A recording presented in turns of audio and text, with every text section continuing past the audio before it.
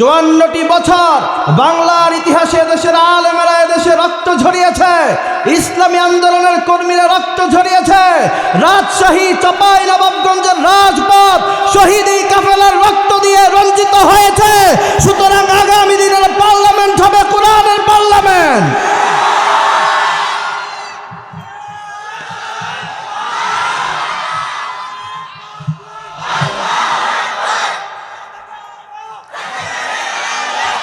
অনেককেই বলতে শুনেছি চাঁপাইনবাবগঞ্জে কোরআন প্রেমীদেরকে আঘাত করে কথা বলেছেন, বলছে না? আপনাদেরকে বলতে চাই, আজকে বাংলাদেশের প্রতিটি মাটিতে আমরা সফর করছি, প্রতিদিন 100 কিলোমিটার সফর করছি। রিক্সাওয়ালা, ঠেলাওয়ালা থেকে শুরু করে এদেশের ভিআইপি পার্সন সমস্ত লোকেদের একটাই কথা, আগামী দিনের পার্লামেন্ট হবে কোরআনের পার্লামেন্ট। আমার ভাই, আপন বড় ভাই, সে বাংলাদেশের গতানুগতিক একটা দলের রাজনীতি করে। তা আমার ভাবিকে আমি জিজ্ঞাসা করছি, আপনি আবার কোথায় যাবেন? আমার ভাবিও বলছে, তোমার ভাই যদিও এই সমস্ত আলতু ফালতু দল করে, কিন্তু আমার ভোটে যাবে কোরআনের পক্ষে। রিক্সাওয়ালাকে জিজ্ঞাসা করেছি কোথায় যাবেন, বলেছে কোরআনের পক্ষে।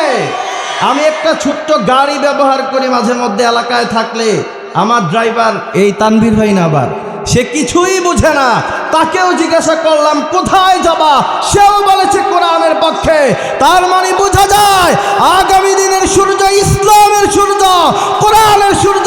যেই জমিনে আল্লামা সাঈদী শহীদ হয়েছেন ইসলামের পতাকা উত্তোলন করার জন্য, সেই জমিনে আর বেশি দিন দেরি নয়, মুসলমানদেরকে দাবায় রাখতে পারবা না, পারবা না, পারবা না।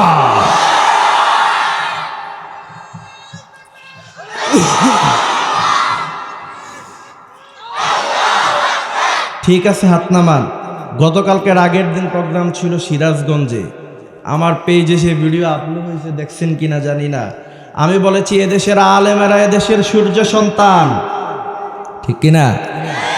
এই দেশের আলেমেরা 15টি বছর জেলখানায় বন্দী ছিলেন, রাজপথে ছিলেন, আয়না ঘরে ছিলেন, কিন্তু এই দেশের আলেমেরা সাধারণ মানুষদেরকে ছেড়ে যেভাবে পালায় যায় নাই, আমি স্পষ্ট ভাষায় বলছি আগামী দিনে সাধারণ মানুষেরা এই দেশের আলেমদেরকে ছাড়া রাজপথ থেকে পালায়া যাবে না। তবে আমরাও বলছি আমরা সেই মুফাসসির নয়, আমরাও বলছি আমরা সেই কোরআনের কর্মী নয়, আপনাদের মতো নয় যে আমরা রাজপথে আমাদের ছেলেদেরকে নামিয়ে আমরা রাস্তা থেকে সরে যাব, সেই মুসলমান হতে চাই না। যদি প্রয়োজন পড়ে সবার প্রথম আমি এইচএম জুবায়ের আহমদ মিছিলের শুরুতে থাকব, যদি রক্ত দেওয়ার প্রয়োজন পড়ে সর্বপ্রথম আমার রক্ত আমি জমিনে ঢেলে দিতে চাই। চাপাইয়ের মানুষ উত্তর দেন, আপনারা কি প্রস্তুত আছেন? কারা কারা প্রস্তুত? দুহাত তুলে আল্লাহকে দেখান।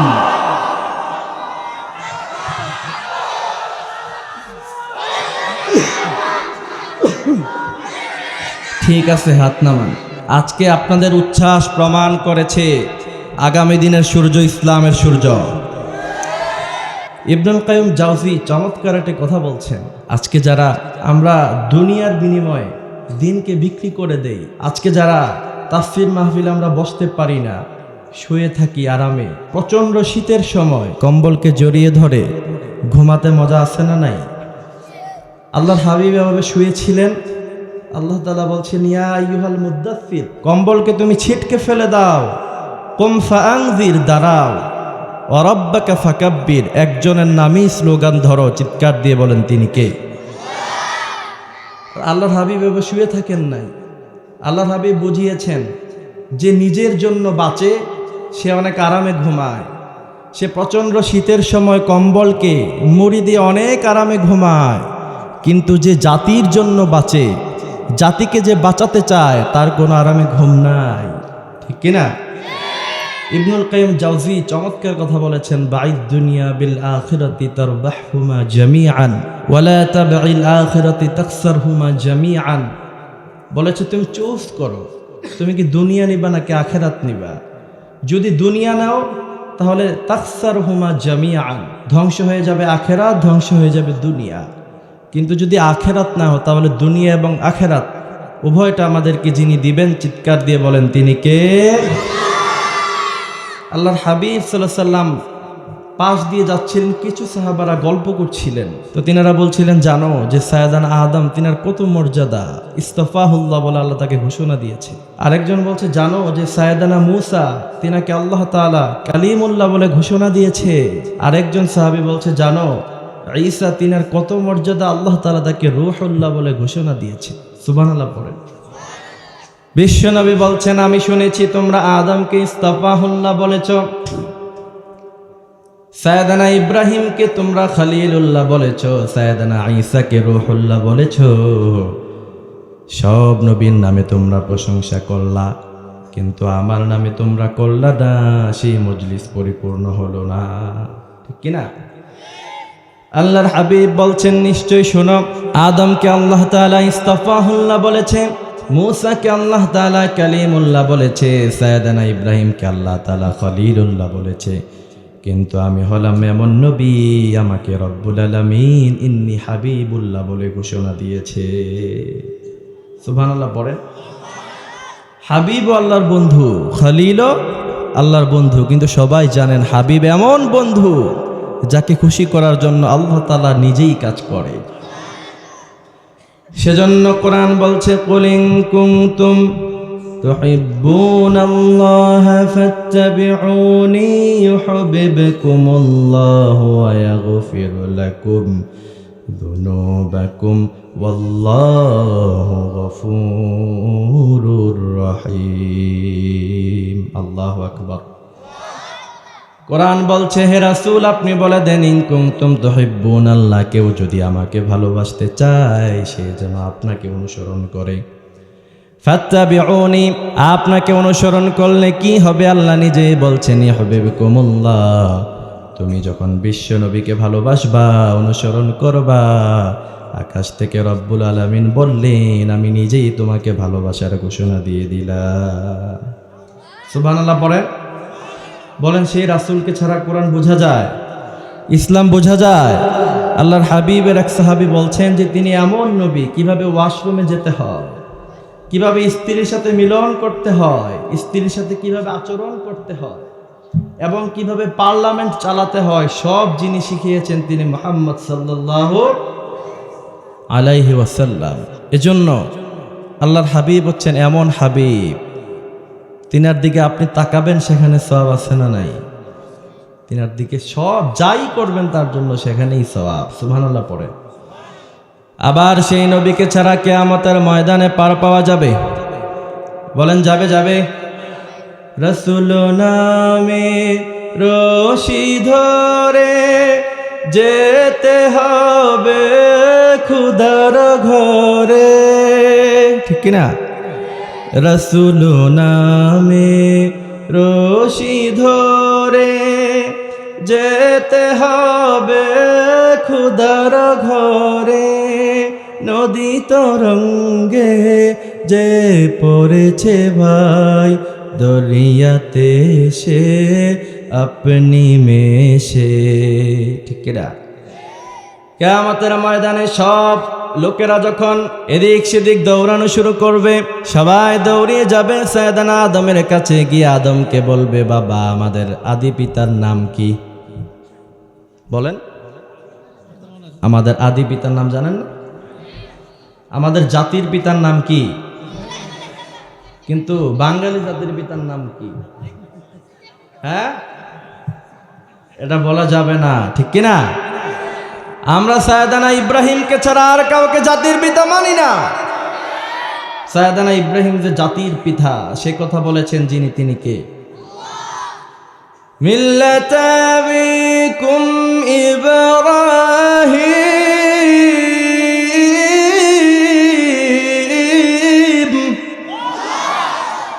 রব্বুল আলামিন কত সুন্দর করে বললেন, মিল্লাতা আবিকুম ইব্রাহিম হুয়া সাম্মাকুমুল মুসলিমিন, তোমাদের জাতির পিতার নাম হলো সাইয়েদানা ইব্রাহিম, আর আমাদের আদি পিতার নাম সাইয়েদানা আদম, তিনি হলেন আমাদের আদি পিতা। তো আল্লাহ তাআলার কাছে কিয়ামতের ময়দানে সুপারিশ করার জন্য একজন লোকের যেহেতু প্রয়োজন আছে, সবাই যাবে আদমের কাছে। লোকেরা গিয়ে বলবে, আদম আমাদের আদি পিতা, আমাদেরকে আজকে বাঁচাও। কিন্তু লোকেরা একটু পরে লক্ষ্য করবে, সায়েদানা আদমও বলেন ইয়া নাফসি, সায়েদানা আদমের উম্মতেরাও বলে ইয়া নাফসি। এরপরে সায়েদানা আদম বলবে, তোমরা মূসার কাছে যাও। সায়েদানা মূসা বলবে, আমার কাছে নয়, তোমরা ইব্রাহিমের কাছে যাও। সায়েদানা ইব্রাহিম বলবে, ঈসার কাছে যাও। সায়েদানা ঈসা বলবে, আর কতবার এদিক সেদিক দৌড়াবা, এবার এদিক সেদিক না দৌড়িয়ে সোজা চলে যাও বিশ্বনবীর কাছে। সব লোকেরা যখন বিশ্বনবীর কাছে আসবে, বিশ্বনবী এবার সিজদায় লুটিয়ে পড়বে, আল্লাহকে বলবেন, আল্লাহ লিকুল্লি নাবিয়্যিন দাওয়া মুস্তাজাবা। প্রত্যেক নবী দুনিয়াতে একটি দোয়া করেছিল, সেই দোয়া কবুল হয়েছে, আর সেই দুনিয়াতে আমার দোয়া আমি করি নাই, আজকে আমি করলাম। আল্লাহ বলবেন, মুহাম্মদ ইরফা রাসাক, মাথা ওঠাও, ওয়াশফা তুশাফা, যার ব্যাপারে সুপারিশ করবা তাকেই আজকে জান্নাতে নিয়ে যাব। এবার বলেন তো, বিশ্বনবী কিয়ামতের মাঠে এমন সব লোকদের ব্যাপারে সুপারিশ করবে যারা সারা জীবন কোরআনের বিরোধিতা করেছে। কথা বলেন, যারা ইসলামের বিরোধিতা করেছে, যারা তাওহীদের বিরোধিতা করেছে।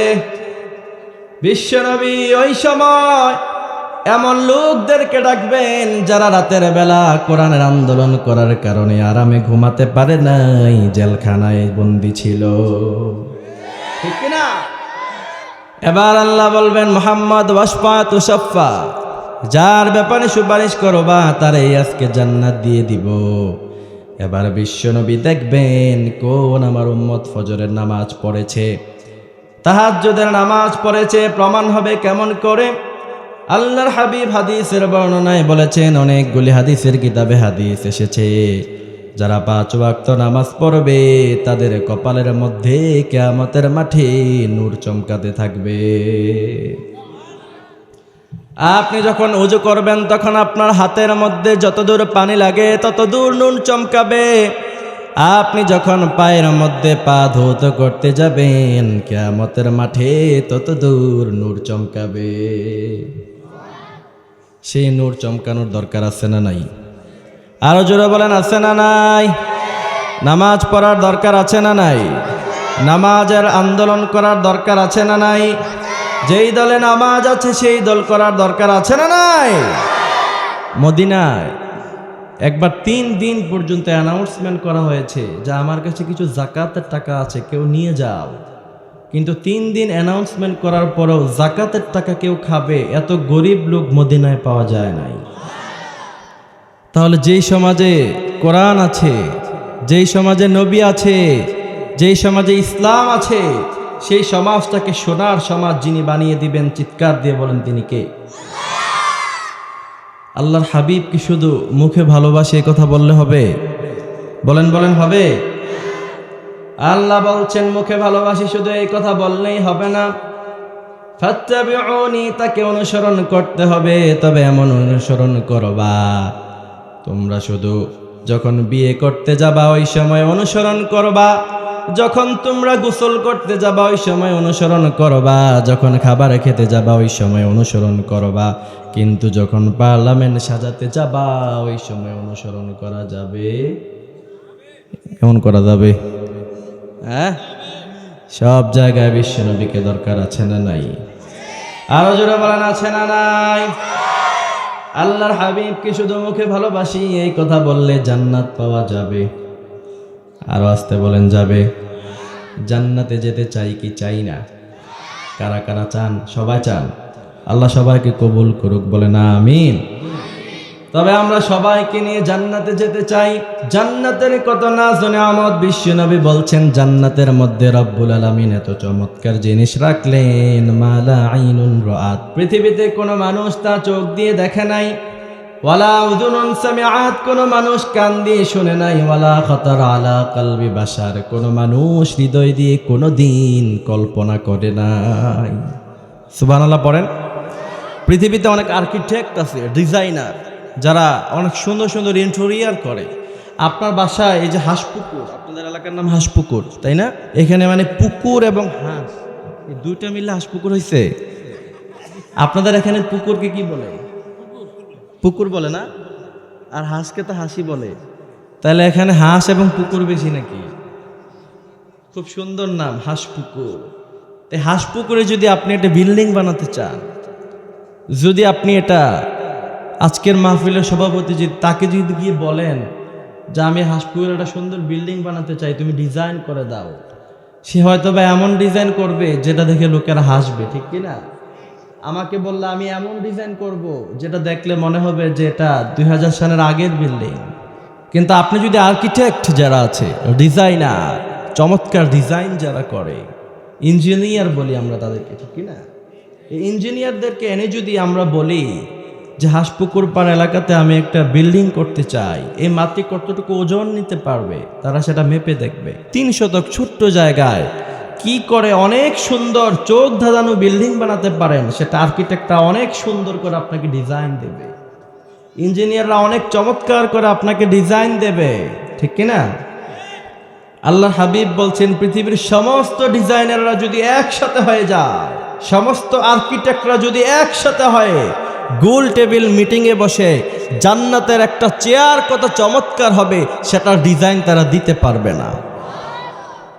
জান্নাতের ছোট্ট নহরগুলি কি সুন্দর ধারাবাহিকভাবে ছুটে চলে যায়, সেটার ডিজাইন তাদের কাছে নাই। পৃথিবীর সমস্ত আর্কিটেক্টরা একসাথে হয়, জান্নাতের ছোট্ট একটা রুম কত সুন্দর ইন্টেরিয়র ডিজাইন করা হবে, সমস্ত ইঞ্জিনিয়াররা একসাথে হয়ে সেটার নমুনা কোনোদিন দিতে পারবে না। আর আসতে পারেন সুবহানাল্লাহ। তাহলে সেই জান্নাতে যেতে আমরা চাই কি চাই না? জান্নাতে এইভাবে যাওয়া যাবে? এইভাবে যাওয়া যাবে? উমাইর ইবনে হুমাম রাদিয়াল্লাহু তাআলা আনহু আল্লাহর হাবিবের এক নতুন সাহাবী ছিলেন, নতুন মুসলমান হয়েছে।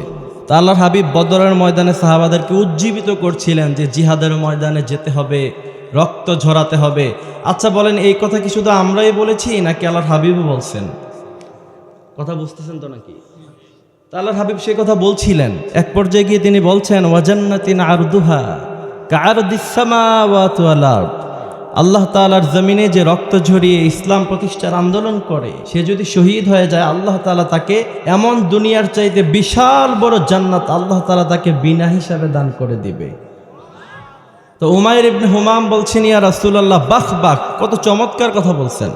এই যে আমি এতক্ষণ ধরে আপনাদেরকে জান্নাতের ছোট্ট একটি নমুনার কথা বলছিলাম, আপনারা হয়তোবা অনেকে বিরক্ত হয়ে যাচ্ছেন, অনেকের হয়তোবা পাওয়ার কিছু আশা, অনেকের হয়তো অনেক আশা, কিন্তু উমাইর ইবনে হুমাম তেমন নয়। আমাদের মধ্যে আমরা যেমন মাঝে মধ্যে হুজুরদের আলোচনা শুনি, বুটও খাই, ঠিক কিনা? খান না আপনারা? বুট খান না? বাদাম খাই, খান না? আল্লাহর হাবিব যখন বক্তৃতা করছিলেন, সাইয়েদনা উমাইর ইবনে হুমাম তিনি দাঁড়িয়ে দাঁড়িয়ে খেজুর চাবাচ্ছিলেন। সুবহানাল্লাহ। উমাইর ইবনে হুমাম বলেছেন ইয়া রাসূলুল্লাহ, জান্নাতে তো চমৎকার, বিনা হিসাবে আল্লাহ তাআলা আমাকে দিয়ে দিবে যদি রক্ত জমিনে ঢেলে ইসলাম প্রতিষ্ঠার আন্দোলন করি।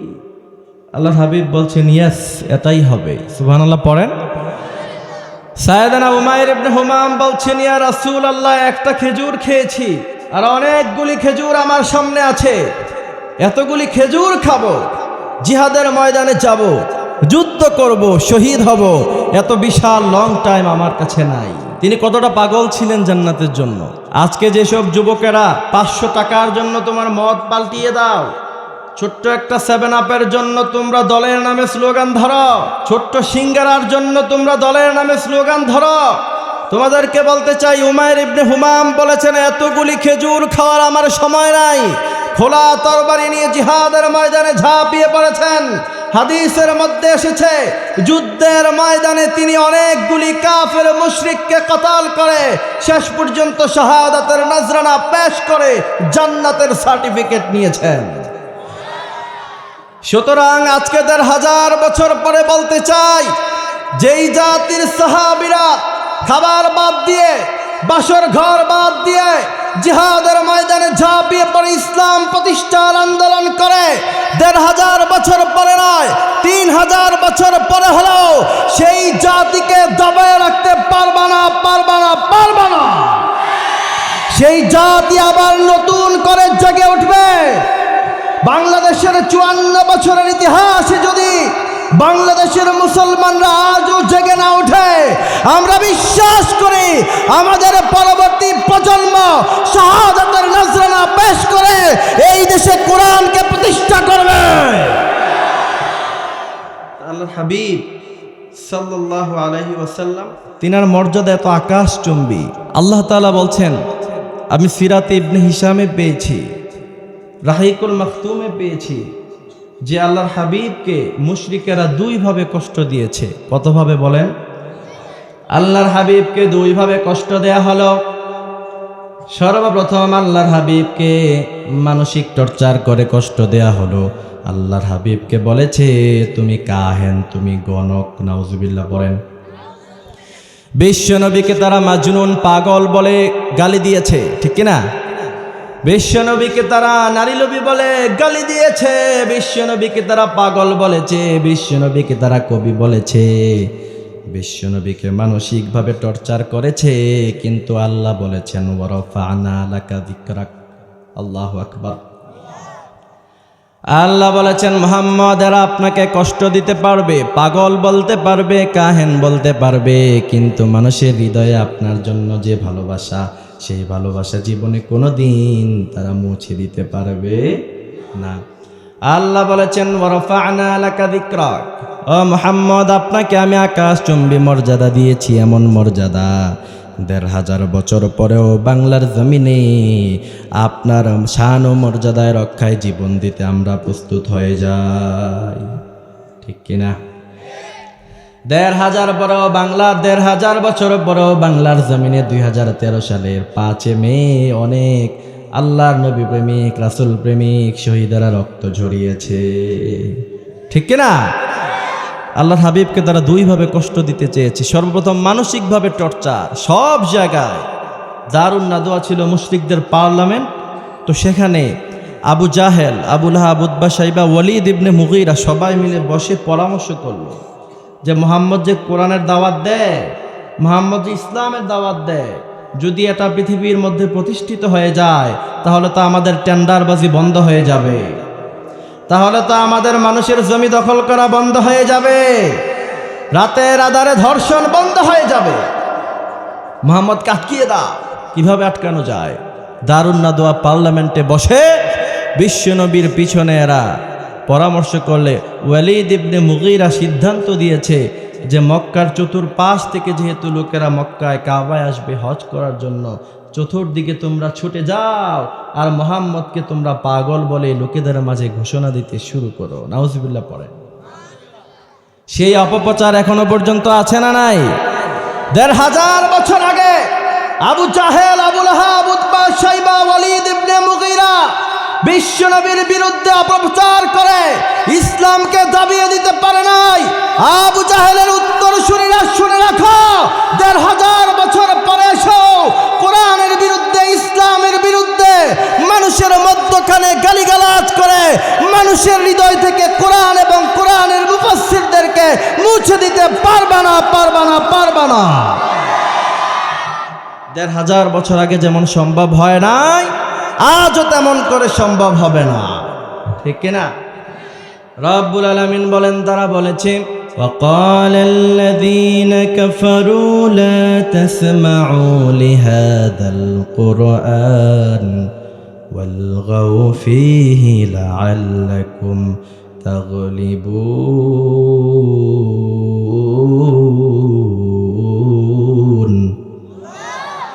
তো ওয়ালিদ ইবনে মুগীরা কি কথা বলেছে ১৫০০ বছর আগে, আল্লাহ তাআলা সেটা কোরআনে স্পষ্টভাবে আল্লাহর হাবিবকে জানিয়ে দিয়েছে। তো মক্কার চত্বরে লোকেরা আসলো, সবাই মিলে বলল যে এখানে একটা পাগল এসেছে, তার কাছে যেও না, তাহলে ধর্মান্ধ হয়ে যাবা। নাউজুবিল্লাহ পড়েন। আজও একই সূত্রে কথা। আপনি একটু ভাবেন যে যেই গালি ১৫০০ বছর আগে বিশ্বনবীকে দিয়েছে, ১৫০০ বছর পরে আবু জাহেলের উত্তরসূরিরা একই সুরে কথা বলে, ঠিক কিনা? বিশ্বনবীকে তারা পাগল বলেছে, ধর্মান্ধ বলেছে, ধর্ম ব্যবসায়ী বলেছে। আজ ১৫০০ বছর পরে আবু জাহেলের উত্তরসূরিরা একই সুরে কথা বলে।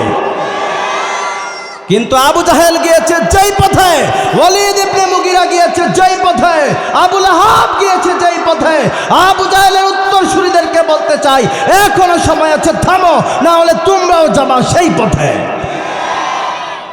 তো সবাই দেখতে আসছে, কি রে এমন পাগল, কি পাগল এটা, একটু দেখতে যাই। আল ইনসানু হারিসুন ফিমা মুনিআ, মানুষকে আপনি যেটা নিষেধ করবেন মানুষ সেটার প্রতি আরো বেশি আকৃষ্ট হয়ে যায়, ঠিক কিনা?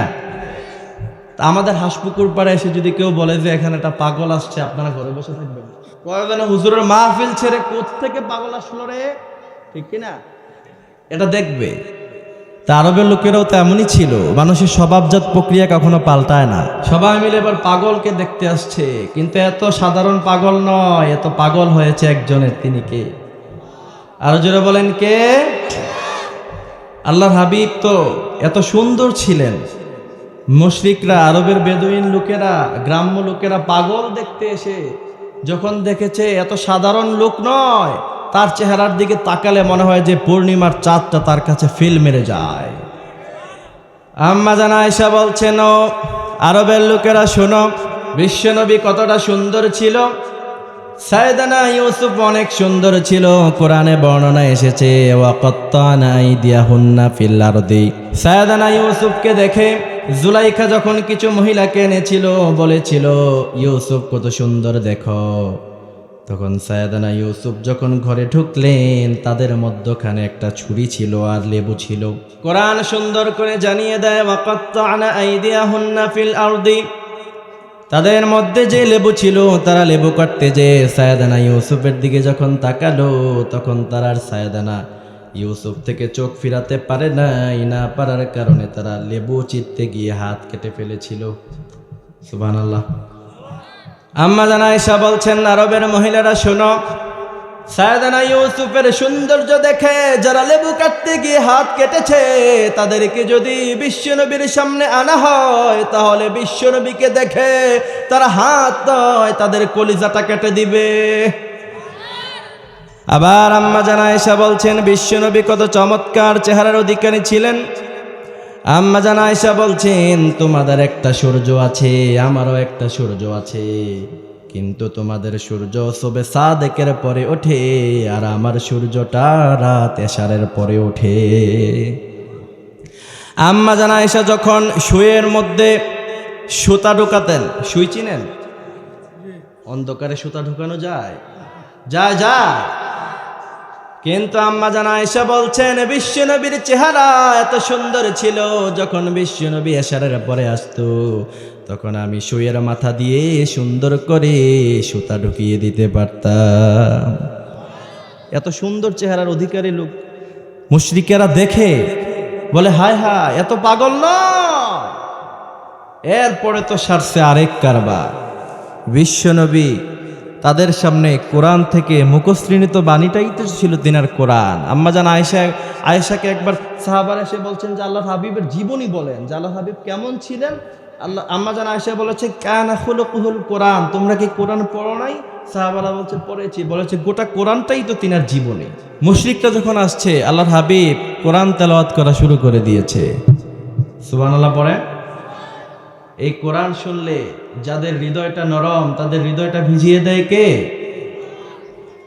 রব্বুল আলামিন বলেন, ইন্নামাল মুমিনুনাল্লাযীনা ইযা যুকিরাল্লাহু ওয়াজিলাত কুলুবুহুম ওয়া ইযা তুলিয়াত আলাইহিম আয়াতুহু যাদাতুহুম ঈমানা ওয়া আলা রাব্বিহিম ইয়াতাওয়াক্কালুন। কোরআন তেলাওয়াত শুনলে হৃদয়টাকে ভিজিয়ে দেয় কে? এজন্য যখন মন খারাপ হবে তখন কোরআন তেলাওয়াত শুনবেন। রাজি আছেন? আল্লাহ বলবেন, আল্লাহ বলছেন তুমি কোরআন তেলাওয়াত শুনবা, কোরআন শুনবা, কোরআন পড়বা, তাফসীর মাহফিলে যাবা। হৃদয়টা যদি ভাঙ্গা থাকে, ওয়াজিলাত কুলুবুহুম, হৃদয়টাকে আমি রব্বুল আলামিন শীতল করে দিয়ে হৃদয়টাকে তাজা করে দিব। এজন্য মন খারাপ হলে গান শুনবো নাকি কোরআন শুনবো? আপনি যদি গান শোনেন তাহলে আপনার সেটা বাড়াতে হবে, অনেক শুনতে হবে, দিন দিন ডিপ্রেসড হবেন। কিন্তু আপনার যখন মন খারাপ হবে, কোরআন শুনলে হৃদয়টাকে তাজা করে দিবে কে? এজন্য মন খারাপ হলে গান শোনা যাবে, গার্লফ্রেন্ডকে কল দেয়া যাবে। গার্লফ্রেন্ড আছে কার কার? হাত তুলো। আছে আছে? ওই যে ঠেলাঠেলি করতেছে তার আছে নাকি? এমন ধরা খাওয়াই দিব, এগুলির সাথে আমাদের কোনো সম্পর্ক আছে? আজকাল ইয়াংদেরকে কোরআনের পথে আসতে হবে। আধারে ভয় পেও না, আলো আছে আড়ালে, অন্ধকার সব পালিয়ে যাবে তুমি উঠে দাঁড়ালে। তোমার সেই সময় কোথায় গার্লফ্রেন্ডের পিছনে সময় দেয়ার? তুমি তোমার বেসিক সময়টা 25 বছর পর্যন্ত যার পিছনে দিয়েছো, যাকে পাবা বলে, তোমার কাছে সরকারি চাকরি না থাকলে এমন ভাবে ছাকা দিবে মুহূর্তে বেকা হয়ে যাবা। এটা ভুল বলছি ভাই? ঠিক আছে না? কারণ বাংলাদেশের সুন্দরী মেয়েরা আছে সেই দিকে, টাকা আছে যেই দিকে। কথা ভুল বলছি? I am not insulting any girl. মহিলা প্যান্ডেল আছে, তাহলে আমার বিরুদ্ধে লাগবে ইচ্ছা মতো। তবে আমি যেটা সত্য কথা, I don't care about it. কে কি ভাবলো সেটা দেখার সময় আছে? আমি যেটা সত্য কথা সেটা বলেছি, ঠিক কিনা? এই জন্য বলতে চাই, জীবনটাকে গঠন করো, সুন্দর করো, তাহলে দেখবা যে সুন্দরী মেয়ের বাবারা তোমাকে লাইট দিয়ে খুঁজছে। তবে সুন্দরী মেয়েদের বাবাদেরকেও বলতে চাই, টাকা দেখেই মেয়েকে তার কাছে দিয়ে দিও না, দিনদার চরিত্রবান ছেলে দেখে দিবা, তাহলে তার জীবনটা সুন্দর হয়ে যাবে। আগে ফজরের নামাজে গিয়ে দেখবেন যে ফজরের সালাতে শীতের কনকনে সময় কোন যুবকটা সবার আগে মসজিদে দৌড়িয়েছে, তাহলে কালকে থেকে সব যুবকরা মসজিদে দৌড় দিবে। ঠিক কি না? তো এইসব হারাম রিলেশনশিপের সাথে আমাদের কোনো সম্পর্ক আছে? সম্পর্ক নাই। তো মন খারাপ হলে গার্লফ্রেন্ডকে কল দেয়। আবার আমি এক জায়গায় ওয়াজ করলাম যে এগুলি করা যাবে না, তো বলছে হুজুর অনেক দিনের রিলেশন যদি ভেঙে দেই, শুনছি মানুষের মনে কষ্ট দিলে নাকি কাবা ঘর ভাঙ্গার চেয়ে বেশি আরো বেশি গুনাহ হয়। তা আমি বললাম 15টা বছর পড়াশোনা করলাম, দারুল হাদিস পড়লাম, এতগুলি তাফসিরের কিতাব পড়লাম, মিশকাত পড়লাম, আবু দাউদ, নাসাই, এতগুলি কিতাব পড়লাম, এই হাদিস তো কোথাও পাই নাই। এমন হাদিস আছে আপনাদের এখানে? আমাদের হাসপুকুর পাড়ার সব যুবকদেরকে আল্লাহ তাআলা ইসলামের জন্য কবুল করুক, তাদের সবাইকে সুন্দর আবেদা সালেহা নেককার স্ত্রী দান করে দিই। সুন্দর স্ত্রী পাওয়ার দরকার আছে না নাই? সুন্দর স্ত্রীর দিকে তাকালে তবে সৌন্দর্য শুধু খালি চেহারায় ফর্সা দিয়ে হয় না। যেই মেয়েটা তাহাজ্জুদের নামাজ পড়ে তার চেহারার দিকে তাকালে মনটা ঠান্ডা করে দেয় কে? আরো জোরে বলেন কে? কারণ আমি নিজের চোখে দেখেছি, আমার কাছেই তো প্রতিদিন শত শত কল আসে। যেহেতু আমি ছোট্ট ছোট্ট বিষয় নিয়ে কথা বলি, দেখছো না ফেসবুকে, তোমরা ইউটিউবে দেখছো না যে ছোট ছোট বিষয় নিয়ে কথা বলি, তা আমার কাছে সারা দিন কল আসে যে হুজুর আমি দেখতে অনেক সুন্দর, তারপরও আমার স্বামী কেন অন্যদিকে দৌড়ায়। আমি বলি যে আপনি চেহারা দেখতে সুন্দর, কিন্তু আপনি নামাজ পড়েন না, যার কারণে আপনার চেহারার দিকে তাকালে তার হৃদয়ে কোনো মায়া জন্মায় না, ঠিক কিনা? আপনি যখন তাহাজ্জুদের নামাজ পড়বেন, আপনি যখন কোরআন পড়বেন, তখন আপনার স্বামীর হৃদয়ে ভালোবাসা তৈরি করে দিবে যিনি তিনি কে? সেই কথা কোরআনে আছে না নাই?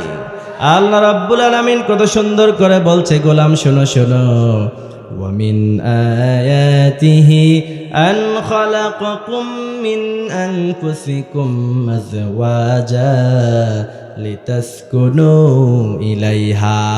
সারাদিন খেতে খামারে কাজ করবেন, সারাদিন ধান লাগাবেন, সারাদিন অনেক কষ্ট করার পরে রাতের বেলা যখন স্ত্রীর কাছে যাবেন, রাব্বুল আলামিন বললেন লিতাসকুনু ইলাইহা, তার চেহারার দিকে তাকালে মনটা ঠান্ডা করে দিবে কে? আরো জোরে বলেন কে? আবার আল্লাহ কত সুন্দর করে বললেন, وَخَلَقْنَاكُمْ أَزْوَاجًا وَجَعَلْنَا نَوْمَكُمْ سُبَاتًا وَجَعَلْنَا اللَّيْلَ لِبَاسًا وَجَعَلْنَا النَّهَارَ مَعَاشًا। আল্লাহ কত সুন্দর করে বলছেন, وَخَلَقْنَاكُمْ أَزْوَاجًا وَجَعَلْنَا نَوْمَكُمْ سُبَاتًا। আল্লাহ বললেন ওয়াখালাকনাকুম আজওয়াজা, জোড়ায় জোড়ায় বানিয়েছি, ওয়াজআলনা নাওমাকুম সুবাতা, রাতকে দিয়েছি আরামদায়ক, শীতের সময় যখন স্ত্রীর কাছে যাবেন তখন আনন্দ আছে না নাই? সেটা কোরআনে আছে না নাই?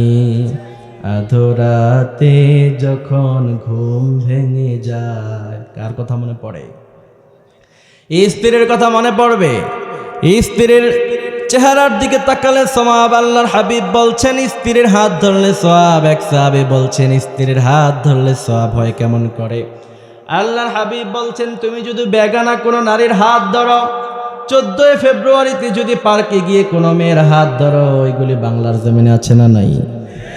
14 ফেব্রুয়ারি আছে, হ্যাপি ভ্যালেন্টাইন্স ডে। ওই দিন আমার অসংখ্য মা বোনেরা দিনে দুপুরে ধর্ষিত হয়। এগুলিকে রাষ্ট্রীয়ভাবে বন্ধ করে দেন। পৃথিবীর ইতিহাস পড়েন আপনারা, গোটা পৃথিবী থেকে সভ্যতাকে ধ্বংস করার প্রধান কার্যক্রম হচ্ছে বেহায়াপনা।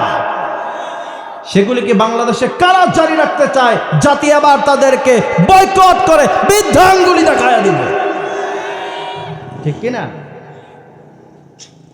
পৃথিবীর ইতিহাসগুলো যদি আপনি পড়েন, কথা অনেক লম্বা হয়ে যাচ্ছে, বলবো পৃথিবীর ইতিহাসগুলো যদি আপনি পড়েন তাহলে আপনি সেখানে দেখতে পারবেন পৃথিবীর ইতিহাসে কোনো সভ্যতা কোনো জাতিকে ধ্বংস করার জন্য সর্বপ্রথম হাতিয়ার দুইটা, একটা হচ্ছে বেহায়াপনা আর একটা হচ্ছে মদ গাঁজা ইয়াবা। সেখানে ঢুকাইয়া দিলে মুহূর্তের মধ্যেই যুবকদেরকে ধ্বংস করার মাধ্যমে সভ্যতা দেশকে ধ্বংস করা যায়। সেই পরিকল্পনা চলছে, ঠিক কিনা? সমস্ত পরিকল্পনা ভেস্ত যাবে। তোমাদের পরিকল্পনা আবু জাহেলের পরিকল্পনার মতো হয়ে যাবে। আল্লাহ বলেছেন আমরান ফাইন্না মুবরিমুন, তারা একটা সিদ্ধান্ত নিয়েছে, ফাইন্না মুবরিমুন। আল্লাহ বলছে, কোরআন সাক্ষী, আমিও সিদ্ধান্ত নিয়েছি। তাদের সমস্ত সিদ্ধান্ত 45 মিনিটের ভিতর দিয়ে হেলিকপ্টারে চলে যাবে। আর সর্বশেষ ফাইন্না মুবরিমুন, আল্লাহর সিদ্ধান্ত বিজয়ী হবে। এটা কোরআনে আছে না নাই? কোরআনে আছে না নাই? ফাইন্না মুবরিমুন। তারা অনেক মিলেমিশে পার্লামেন্টে গিয়ে রাতের আধারে গিয়ে বিভিন্ন পরামর্শ করে সিদ্ধান্ত গ্রহণ করে, কিন্তু আল্লাহ বলছেন আমার মুমিন বান্দারা তাহাজ্জুদ নামাজ পড়ে আমার কাছে আরেকটা সিদ্ধান্ত জানায়, কিন্তু ফাইন্না মুবরিমুন, আমি যে সিদ্ধান্ত নিয়েছি, আমার তাহাজ্জুদ গুজার বান্দারা যে সিদ্ধান্ত নিয়েছে সেটাই বিজয় হবে। বিশ্বনবীকে দুইভাবে কষ্ট দিত। তো সবাই যখন আসলো যে পাগলকে দেখি, কিন্তু এমন পাগল তিনি যখন কোরআন তেলাওয়াত করে মুশরিকদের হৃদয়টা মুহূর্তের মধ্যে ঠান্ডা করে দেয় কে? কারণ সেই কোরআন তেলাওয়াতে মজা আছে না নাই? ইমাম সাহেব যখন ফজরের নামাজের সময় কোরআনে কারীম একটু তেলাওয়াত বেশি করে, পিছন দিক দিয়ে কাশাকাশি আছে না নাই? আছে, আছে। আপনাদের এখানে আছে? আমি একটা মসজিদে জুম্মা পড়াই 5 বছর, তখন তাফসির ময়দানে আসি নাই, তাফসির তো করে 3-4 বছর ধরে। তো এখনো পর্যন্ত নামাজ পড়াইলে আমার মুসল্লিরা পিছন দিক দিয়ে, আমার যে ইমাম সাহেব আছে, আমি তো সেখানে খতিব, তো সেখানে বলে যে হুজুরকে বললো যে তেলাওয়াতটা একটু কম করতে। তো যাদের হৃদয়টা ভালো তারা যত তেলাওয়াত শুনবে তাদেরকে চাঙ্গা করে দিবে কে?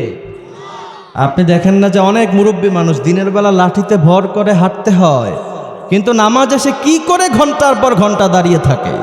সুবহানাল্লাহ। ওই যে ইবনে আব্বাসের হাদিস, তার উত্তর ইন্নালিল হাসানি নূরান ফিল কলবি। মানুষ যখন ভালো কাজ ভালো হৃদয় দিয়ে করে, তার হৃদয়টাকে চাঙ্গা করে দেয় কে? আরো জোরে বলেন কে?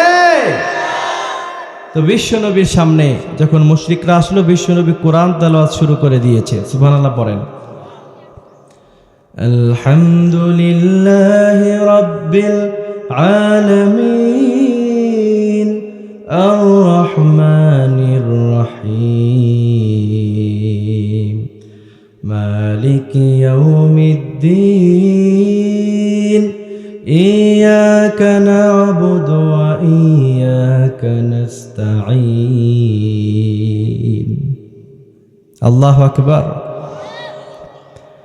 বিশ্বনবী যখন কোরআন তেলাওয়াত করে, মুশরিকরা কি বলবে? জিকার কথা বলে, কুল উহিয়া ইলাইয়া আন্নাহু ইসতামাআ নাফারুম মিনাল জিন্নি ফাকালু ইন্না সামি'না কুরআনান আজাবা। এই কোরআন সাধারণ কোরআন নয়, এই কোরআন পড়লে সওয়াব আছে না নাই? এই কোরআনের দিকে তাকালে সওয়াব আছে না নাই? এই কোরআনের এক একটি অক্ষর আপনি পড়বেন। বিশ্বনবী বলছেন, আমি বলি না আলিফ লাম মিম একটা অক্ষর, বিশ্বনবী বলেন আলিফ লাম মিম তিনটা হরফ। আলিফ লাম মিম শুধু পড়বা, তোমার উপরে 30টি নেকি যিনি প্রদান করবে তিনি কে? আবার যখন আপনি সেটা নামাজের মধ্যে পড়বেন, প্রতিটি অক্ষরের বিনিময়ে 10টি করে নেকি যিনি দিয়ে দিবে তিনি কে? তো বিশ্বনবীকে কাহেন বলে কাফেররা, মুশরিকেরা। বিশ্বনবী থেকে লোকদেরকে পিছনে নিতে চেয়েছিল, কিন্তু লোকেরা যখন বিশ্বনবীকে দেখে সবাই তখন পড়ে লা ইলাহা ইল্লাল্লাহু মুহাম্মাদুর রাসূলুল্লাহ সাল্লাল্লাহু আলাইহি ওয়াসাল্লাম। এবার আসেন দ্বিতীয় নাম্বার, বিশ্বনবীকে দুইভাবে কষ্ট দিত। দ্বিতীয় নাম্বার, বিশ্বনবীকে সবচাইতে বেশি মুশরিকরা কষ্ট দিতে চেয়েছিল, সেটা হচ্ছে শারীরিকভাবে নির্যাতন করে। সেই ইতিহাস আমাদের জানা আছে না? বিশ্বনবীকে শারীরিকভাবে কষ্ট দিয়ে নির্যাতন করে ইসলামের দাওয়াতকে তারা দাবিয়ে দিতে চেয়েছিল, কিন্তু পারে নাই। মুশরিকদের পার্লামেন্ট ছিল দারুন নাদওয়া, সবাই মিলে আবার সিদ্ধান্ত গ্রহণ করলো কি করা যায়। বলে যে এবার মুহাম্মদকে তাহলে মেরে ফেলো। তবে আবু তালেবের কাছে গিয়েছে উতবা ইবনে রবিয়া, তার কথা এসেছে। উতবা ইবনে রবিয়া আল্লাহর হাবিবের সাথে পার্সোনালি গিয়েছে, সেটাও হাদিসে এসেছে।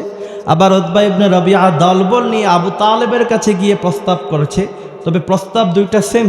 প্রস্তাব গিয়ে করেছে, মুহাম্মদ তুমি কি চাও না যে তোমার কাছে আমরা এত বেশি সম্পদ জমা করি যে আরবের সমস্ত লোকেরা তোমার পায়ের সামনে এত সম্পদ জমা করব যে আমাদের সবার সম্পদের চাইতে তোমার সম্পদ বেশি হবে আর তুমি ধনী হয়ে যাবা। আবু তালেবকে গিয়ে বলেছে আপনার ভাতিজাকে একটু বোঝান। তো আল্লাহর হাবিবকে গিয়ে প্রস্তাব করা হয়েছে যে আপনি কি চান না যে আরবের সবচেয়ে সুন্দরী মহিলা আপনাকে দেয়া হবে? সর্বশেষ উতবা ইবনে রবিয়া বলেছে, আবু তালেব, বিশ্বনবীকে মুহাম্মদ সাল্লাল্লাহু আলাইহি সাল্লামকে এতটুকু পাওয়ার দেয়া হবে, তার কথাই হবে আমাদের শেষ কথা। সে যে কথা বলবে আরবের সমস্ত আরব স্টেটের লোকেরা তার কথাকে শেষ কথা হিসেবে গণ্য করবে, মানে সুপ্রিম পাওয়ার, ক্ষমতা, প্রধানমন্ত্রী তাকে বানানো হবে।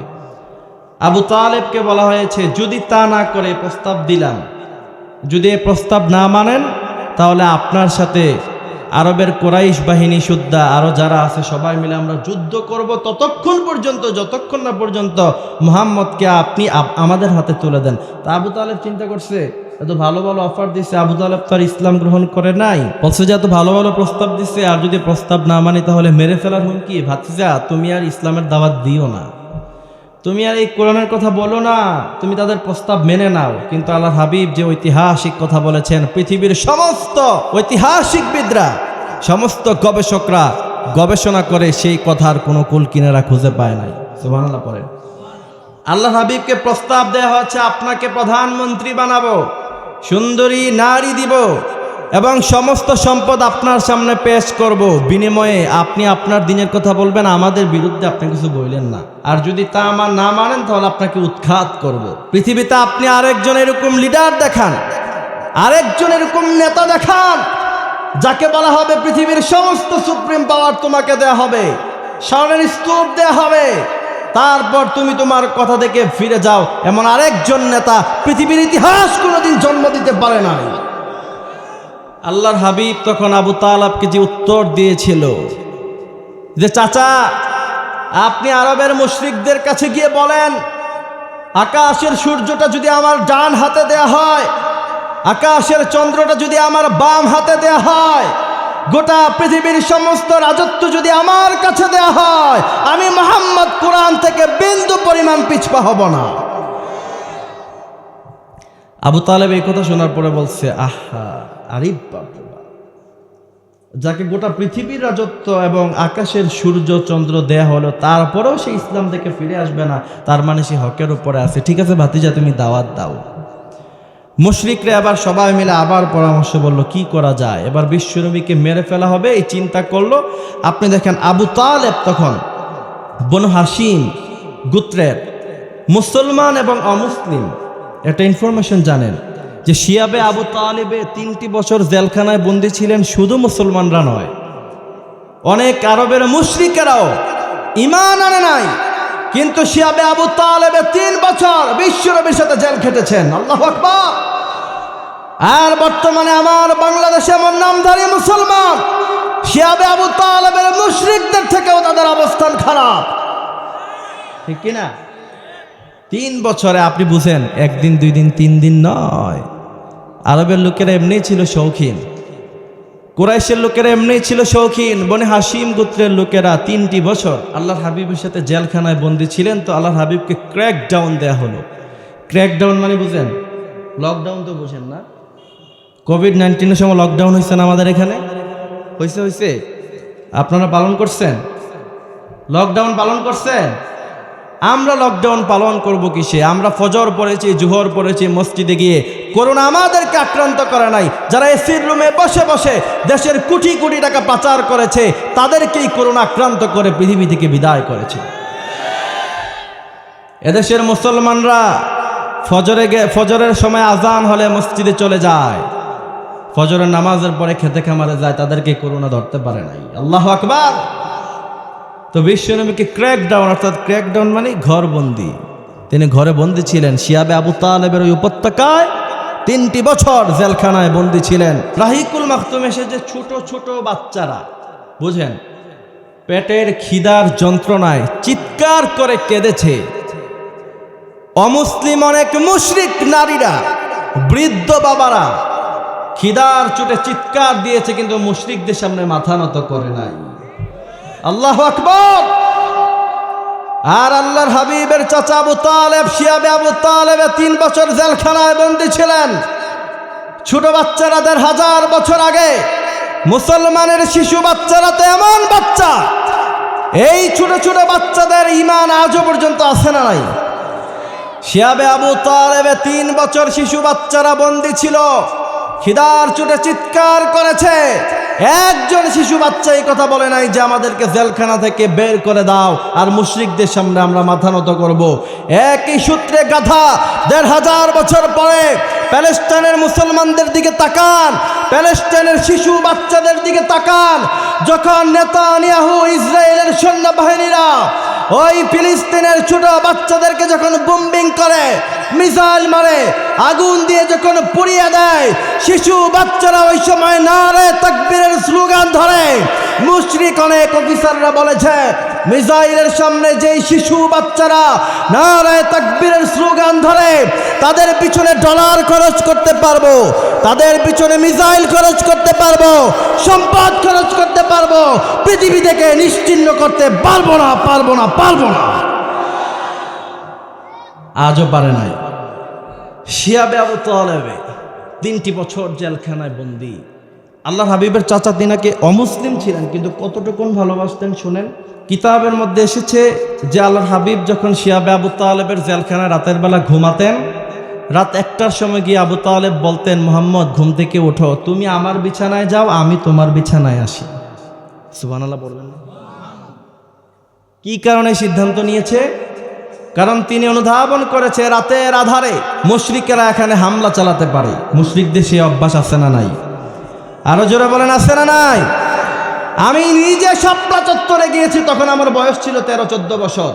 আপনারা জীবনে কোনোদিন 2013 সালে 5 মে নবী আশিকদেরকে কোনোদিন আপনারা দাবাতে পারতেন না, কোনোদিন আপনারা সেখান থেকে তাদেরকে পলায়ন করাতে পারতেন না, কোনোদিন আপনারা শাপলা চত্বরের সেই মুসলমানদেরকে ঢাকার রাজপথ থেকে সরাতে পারতেন না, যদি আপনারা ঘাতকের মতো, ডাকাতের মতো লাশ বন্ধ না করে মুসলমানদেরকে মারতেন।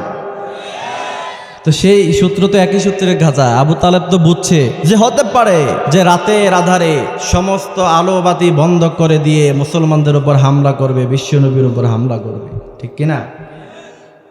2013 সালের 5 মে শাপলা নামায় সেই কিতাবে আমি পড়েছি, এবং শাপলা চত্বর আমার নিজের চোখে দেখা। মাদ্রাসা থেকে ছোট ছিলাম তো পলায়ে গেছি, সেখানে আমার নিজের চোখে দেখা, আমি নিজের চোখে দেখেছি।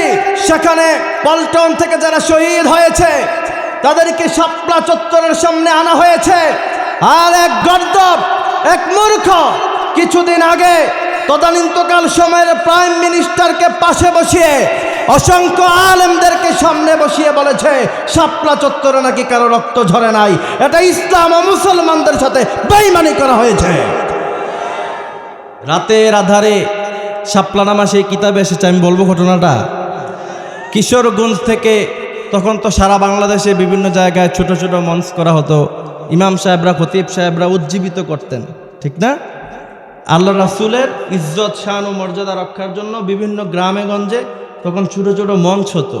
তখনকার সময় বয়স যাদের 2013 সালে 20-25 ছিল তারা তো অবস্থা জানেন। তো কিশোরগঞ্জ থেকে এক যুবক, তার ঘটনাটা আমি পড়ছি, এত আশ্চর্য লাগছে যে 1500 বছর আগের উমাইর ইবনে হুমামের ঘটনা আর 1500 বছর পরে তার ঘটনা হুবহু মিলে গেছে।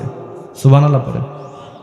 ঘটনায় উল্লেখ করা হয়েছে, খতিব সাহেব বক্তৃতা করছিলেন, লা ইউমিনু আহাদুকুম হাত্তা কুনা হাব্বা ইলাইহি মিন ওয়ালিদিহি ওয়া ওয়ালাদিহি ওয়ান নাসি আজমাইন। ততক্ষণ পর্যন্ত আপনি মুমিন হতে পারবেন না যতক্ষণ না পর্যন্ত আল্লাহর হাবিবকে নিজের চাইতে, নিজের সন্তান চাইতে, সম্পদের চাইতে, সবার চাইতে আপনি বেশি ভালোবাসার ঘোষণা দিবেন। ওই ছোট্ট শিশু বাচ্চা বলছে, তার বয়স তখন 17 বছর, নৌকা চলে যাচ্ছে, সে বলছে আমি উঠবো কি উঠবো না ভাবতেছিলাম। এমন সময় আমার হৃদয়ের মধ্যে আল্লাহর হাবিবের জন্য প্রেম ও ভালোবাসার জোয়ার তৈরি হলো, আমি কোনো কিছু না ভেবে নৌকায় উঠে গেলাম। সুবহানাল্লাহ পড়েন। ঢাকায় আসার পর এক মাদ্রাসায় শাপলা নামে একটা কিতাব আছে, অনেক ঘটনা সেখানে লেখা আছে, বইটা PDF থেকে নামিয়ে পড়তে পারেন। তারপর মাদ্রাসায় তো তখন ঢাকা শহরে সব মাদ্রাসাগুলোতে মেহমানদারি করা হতো। তো ওই যুবক আসছে, মুখের মধ্যে তার দাড়ি নাই, খোঁচা খোঁচা দাড়ি, ছোট ছোট দাড়ি, তার মাথায় টুপি নাই, দেখলেই বোঝা যায় যে কলেজ ভার্সিটিতে পড়ে। তাকে জিজ্ঞাসা করছে কোথা থেকে আসছো, বলছে কিশোরগঞ্জ থেকে আসছি।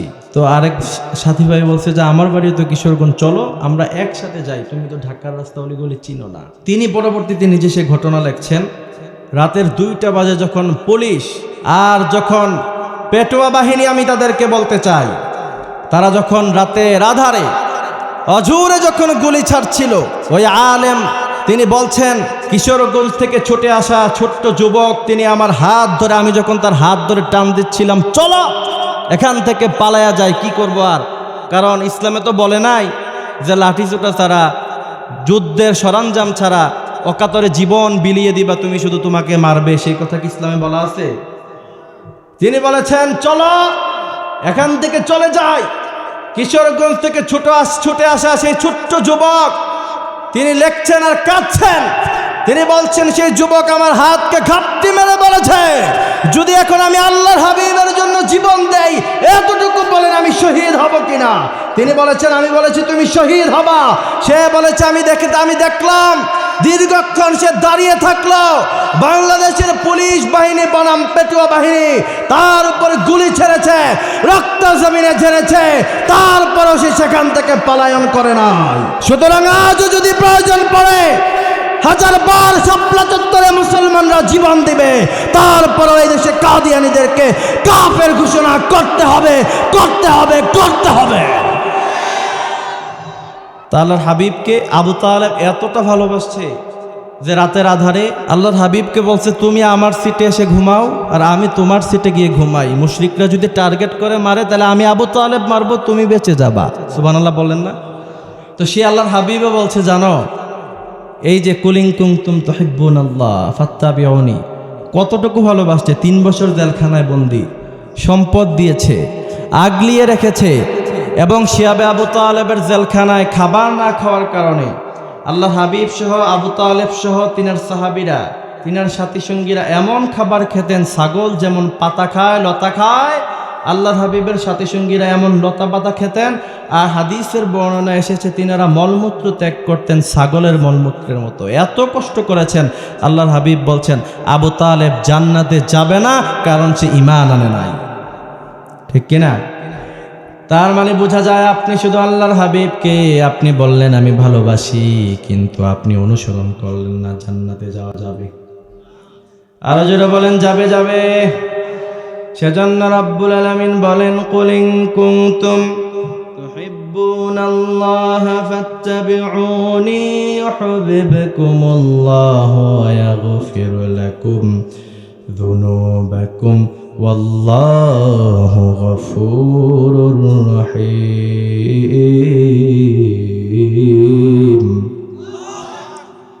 বিশ্বনবীকে ভালো না বাসলে শুধু বিশ্বনবীকে মুখে ভালোবাসে কথা বললেই হবে না, বিশ্বনবীকে অনুসরণ করার দরকার আছে না নাই?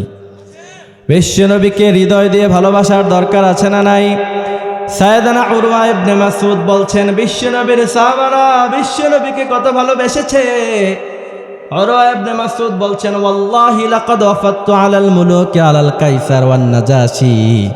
আমি কাইসারে গিয়েছি, কিসরায় গিয়েছি, নাজাশিতে গিয়েছি, কিন্তু কোন রাজা বাচ্চাদেরকে দেখি নাই তাদের প্রজারা এতটুকুন ভালোবাসতে যতটুকুন ভালোবাসা বিশ্বনবীর সাহাবারা বিশ্বনবীকে হৃদয় দিয়ে ভালোবাসে। সুবহানাল্লাহ পড়েন। উরওয়া ইবনে মাসউদ বলছেন, বিশ্বনবীর সাহাবারা বিশ্বনবীকে এত ভালোবেসেছে, বিশ্বনবী যখন মুখ থেকে কোনো লালা জমিনে ফেলায়, বিশ্বনবীর লালা গুলি কোনোদিন জমিনে পড়ে নাই। বিশ্বনবীর সাহাবারা হাতের মধ্যে নিয়ে মুখের মধ্যে লোশনের মতো মালিশ করে নেয়। আবার বিশ্বনবী যখন ওযু করে তিনার পানিগুলি কোনোদিন জমিনে পড়ে না। উরওয়া ইবনে মাসউদ বলছেন যে বিশ্বনবীর ওযু পানিগুলি সাহাবারা কে কার আগে নিজেদের হাতের মধ্যে নিবে, নিজেদের মধ্যে তারা লড়াই শুরু করে দেয়। আর বিশ্বনবী যখন কোনো অর্ডার করে, সাইয়েদনা মিকদাদ রাদিয়াল্লাহু তাআলা আনহু বলেছেন, ইয়া রাসূলুল্লাহ, ইয়া হাবিবাল্লাহ, আপনি যদি আমাদেরকে বলেন আমরা সামনে নদী আছে, নালা আছে, সাগর আছে নাকি আগুন আছে সেটা দেখব না। আপনি যদি আমাদেরকে বলেন প্রয়োজনে আমরা আপনার ডানে বামে সামনে পিছনে সব জায়গায় থাকব, আর যদি সামনে আগুন আসে আপনি যদি বলেন আগুনে ঝাঁপ দিব। সুবহানাল্লাহ পড়েন। সেই নবীকে ভালোবাসার দরকার আছে না নাই? কম না বেশি? গোলাপ নিলাম, গাধা নিলাম, নীলাম রজনীগন্ধা, মনের সুখে মালা গাঁথিলাম সকাল থেকে সন্ধ্যা।